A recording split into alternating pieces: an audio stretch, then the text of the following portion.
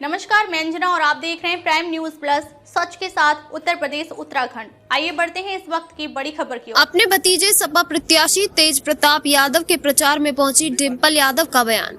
चुनाव में नारों की बहार है। भाजपा पहले सबका साथ सबका विकास का नारा देती थी, जबकि अब बटोगे तो कटोगे के नारे के साथ मैदान में है, जिसको लेकर बोली सपा सांसद डिम्पल यादव। इस तरह के नारे भारतीय जनता पार्टी के नेताओं द्वारा दिए जा रहे हैं। ये उनकी मंशा और विचारों को दर्शाते हैं।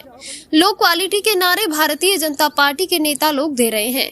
बसपा के नारे न सपा न भाजपा, बसपा से जुड़ेंगे तो सुरक्षित रहेंगे, जिस पर बोली डिम्पल यादव, मैं समझती हूँ लगातार समाजवादी पार्टी अपने पीडीए की रणनीति के तहत सभी समाज व सभी वर्ग के लोगों को जोड़ने का कार्य कर रही है।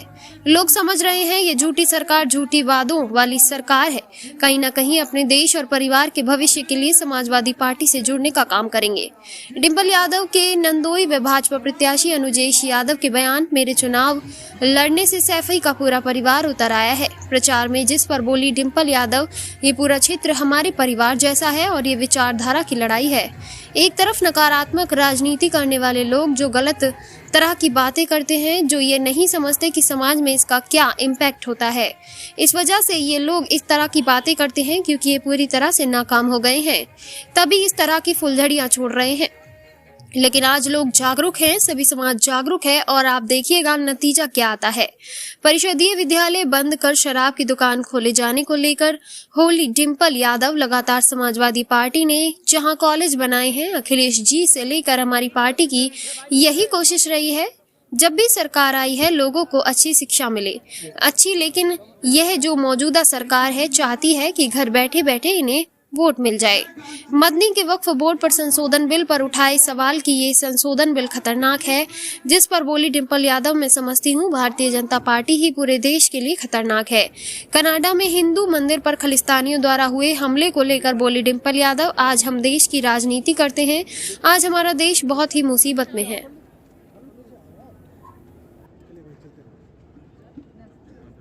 चुनाव में नारों की बहार है, हर तरह के नारे लग रहे हैं। इससे पहले बीजेपी बोलती थी कि सबका साथ सबका विकास, अब बटोगे तो कटोगे।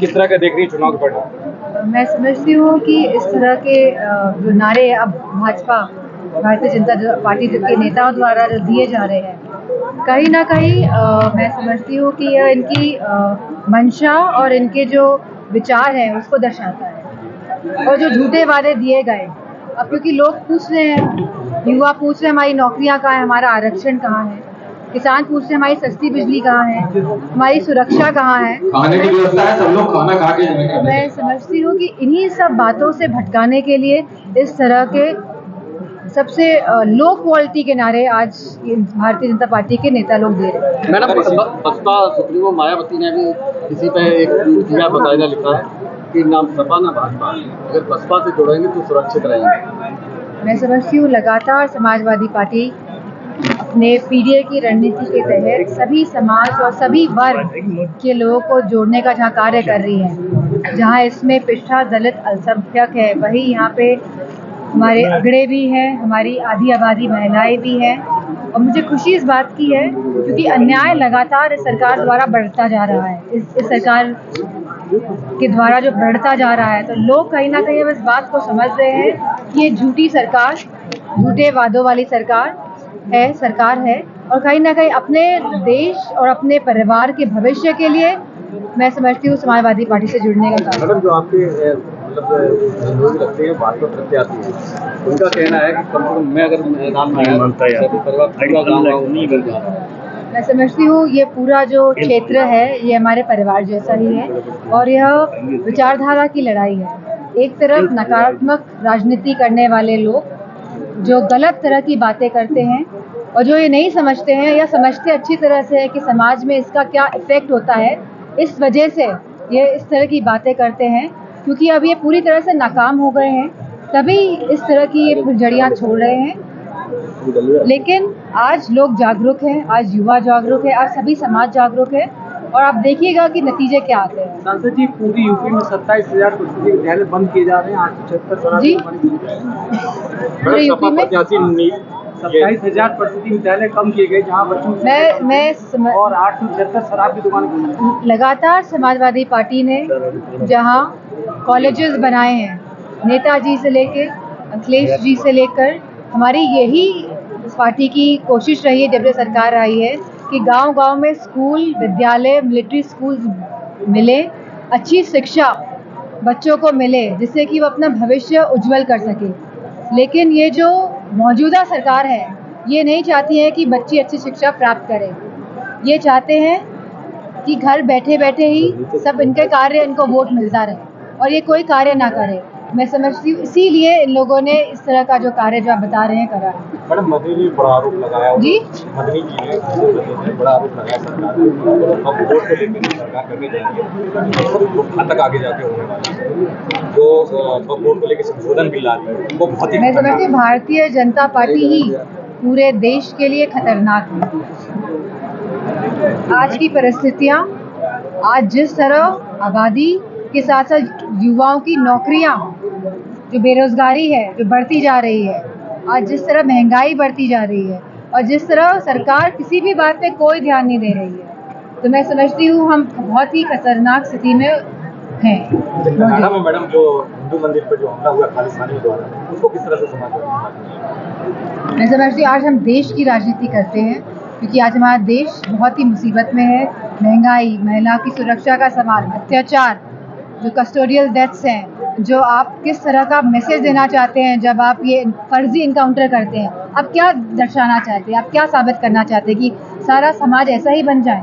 मैं समझती हूँ कहीं ना कहीं इनकी मानसिकता को दर्शाता है और कहीं ना कहीं इसका दुष्प्रभाव या दुर्प्रभाव पूरे समाज में, युवाओं में, आने वाली पीढ़ियों पर भी पड़ता है। चुनाव की तारीख की चीज हो गई तो 13 तारीख को पड़े तो 20 तारीख को पड़ेगी। मैं समझती जहाँ गठबंधन मजबूत हो रहा है और जहाँ समाजवादी पार्टी उत्तर प्रदेश में भी और कहीं ना कहीं महाराष्ट्र में भी अच्छे सीट निकालने की आज स्टेज में है, तो कहीं ना कहीं मैं समझती हूँ कि मतलब कि कैलकुलेशन के तहत आज ये जो डेट्स हैं ये बदली गई हैं। वहीं कुंभ में जो मुस्लिम लोग ठेले या दुकान लगाते थे अब उनको लगाने से मना किया जा रहा है। धीरेन्द्र शास्त्री ने कहा है कि अब मुस्लिम लोग कुंभ में जो दुकानें लगाते थे मुस्लिम लोग ना लगाए। मैं समझती हूँ यह जो लोग हैं जिस तरह की भाषा का प्रयोग करते हैं, जिस तरह की मानसिकता है, जिस तरह से समाज को बांटना चाहते हैं, तो मैं समझती हूँ जो गंगा जमुनी तहजीब है हमारे देश की, कहीं ना कहीं ये लोग इस सेकुलर फैब्रिक को कहीं ना कहीं तहस नहस करना चाहते हैं। क्योंकि ये लोग चाहते नहीं हैं कि क्योंकि अगर समाज में कोई भी एक वर्ग अगर पिछड़ा रह जाता है तो कहीं ना कहीं पूरे देश का इसमें नुकसान होता है। और आज तक इस तरह की बातें कभी नहीं कही गई है, तो कहीं ना कहीं ये संविधान के विरुद्ध बातें आज ये लोग कर रहे हैं क्योंकि ये नहीं चाहते हैं कि देश संविधान से चले। ये अपने मन से, अपनी मनमानी से देश को चलाना चाहते हैं।